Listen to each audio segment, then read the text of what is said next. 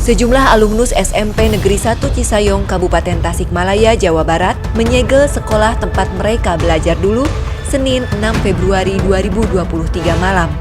Sebuah spanduk bertuliskan sekolah sementara ditutup dibentangkan di gerbang masuk sekolah. Spanduk lain berisi pesan "Kami rindu Necis yang dulu.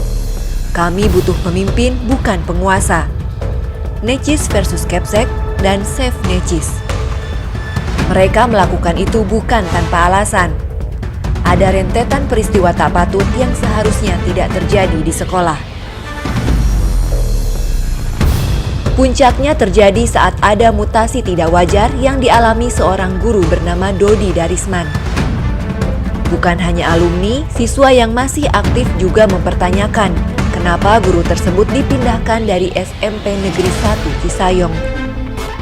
Orang tua siswa pun bersikap serupa. Padahal guru TIK itu sudah puluhan tahun mengabdi dan banyak berjasa bagi kemajuan sekolah. Namun tanpa ada kejelasan informasi dan atas sebab apa, Dodi Darisman ujuk-ujuk dipindahkan ke SMP Negeri 1 Jamanis. Lantaran kebijakan gelap itu, sejumlah alumni dan siswa protes. Mereka berencana menggelar aksi unjuk rasa pada Rabu 8 Februari 2023. Pamflet berwarna merah dengan tulisan "Turunkan penguasa arogan" sudah menyebar melalui pesan berantai. Namun rencana itu urung dilakukan karena ada intimidasi dari banyak pihak. Siswa yang ikut demo diancam akan dikeluarkan dari sekolah. Jika demo dilakukan dan terjadi rusuh, maka akan disemprot gas air mata. Kepala SMP Negeri 1 Cisayong, Dida Nurhayati, menyayangkan adanya reaksi itu. Ia yang baru menahodai sekolah tersebut sejak 24 Juni 2022 mengatakan, rotasi mutasi merupakan hal yang biasa terjadi di lingkungan pemerintah dan tidak perlu dipermasalahkan. Sangat disayangkan, sebetulnya tidak boleh terjadi hal seperti itu karena itu menciderai dunia pendidikan gitu ya. Kita sebagai lingkungan pedagogik seharusnya menyadari bahwa hal itu bisa terjadi kepada siapapun, termasuk kepada saya yang mutasi kemana hal biasa, dan saya menjalankan tugas sebaik-baiknya. Mudah-mudahan ada peningkatan, ada perbaikan dengan tugas yang baru yang diemban, seperti halnya di sini. Dida mengatakan sebagai kepala sekolah dirinya menjalankan tugas sesuai tupoksi, seperti yang diatur dalam Permendikbud nomor 15 tahun 2018 tentang pemenuhan beban kerja guru, kepala sekolah, dan pengawas sekolah.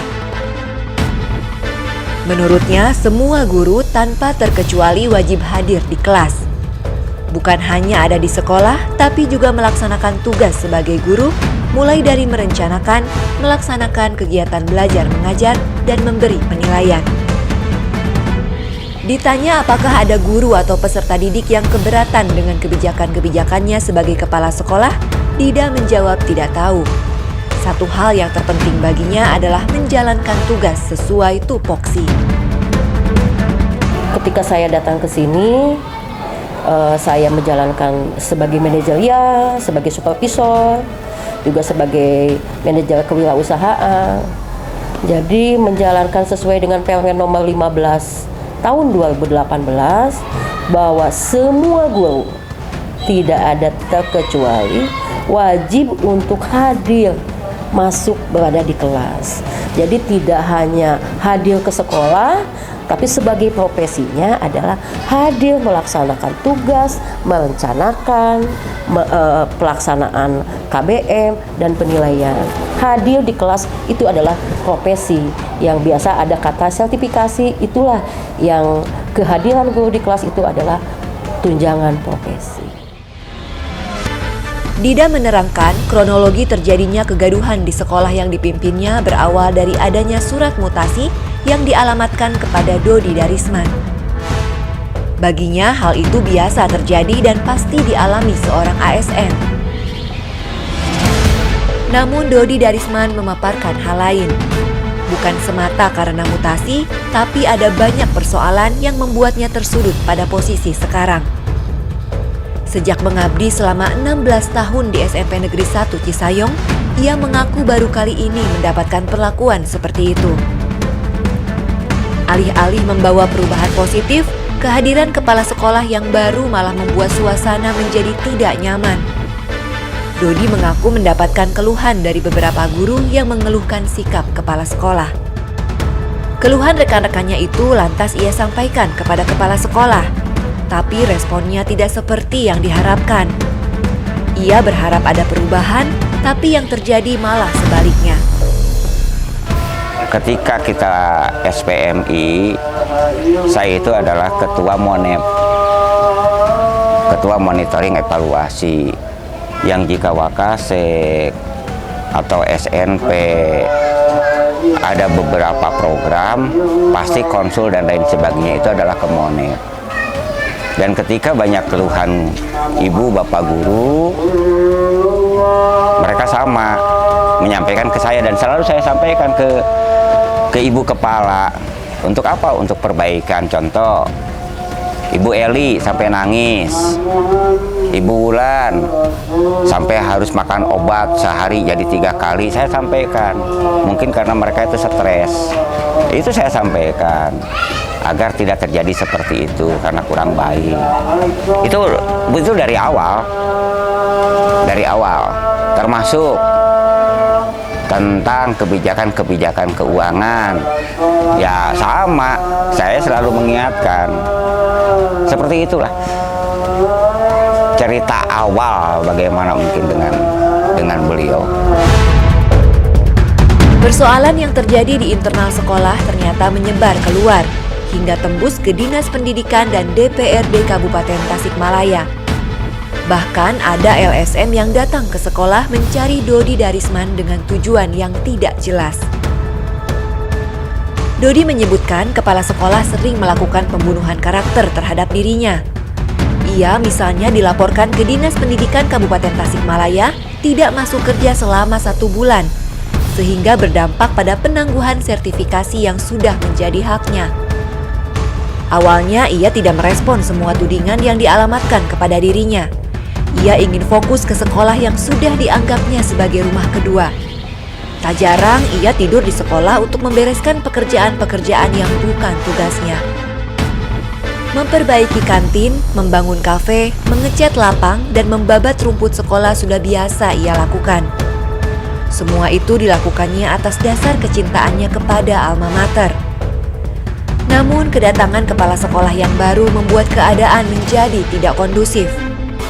Sejak menjadi guru selama 31 tahun, Dodi mengaku baru sekarang mendapatkan kenyataan yang membuatnya terpuruk dan ambruk. Hingga akhirnya ia angkat tangan dan mengajukan pensiun dini. Sampai saya katakan, udahlah, kalau seperti itu saya sudah capek. Saya sudah pusing. Saya sudah tua. Saya ingin ketenangan. Jangankan untuk mengambil sertifikasi, walaupun itu adalah hak, lebih baik saya yang akan pensiun dini.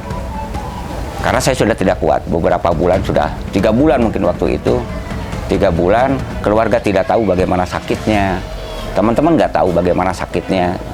Maka ketika sertifikasi saya ditangguhkan, orang lain sudah cair, tapi yang saya itu adalah tidak, maka saya sudah merasa sudah tidak kuat. Maka saya mengajukan untuk pensiun dini dan saya sampaikan ke keluarga. Pertama sih keluarga menolak, tapi setelah saya jelaskan, saya sudah nggak kuat daripada saya harus jatuh sakit lah dengan hal-hal seperti ini. Pengajuan pensiun dini itu ia lakukan karena sudah tidak kuat menghadapi perlakuan kepala sekolah yang baru menjabat 7 bulan itu. Tapi hal itu ditentang oleh keluarga besarnya. Ia diminta untuk menarik kembali pengajuan pensiun dini karena tidak akan menjadi solusi. Namun saat dirinya memproses penarikan berkas pengajuan pensiun dini, yang didapatnya malah surat keputusan mutasi yang telah ditandatangani Bupati Tasikmalaya. Dodi kaget dan tidak percaya dengan apa yang terjadi.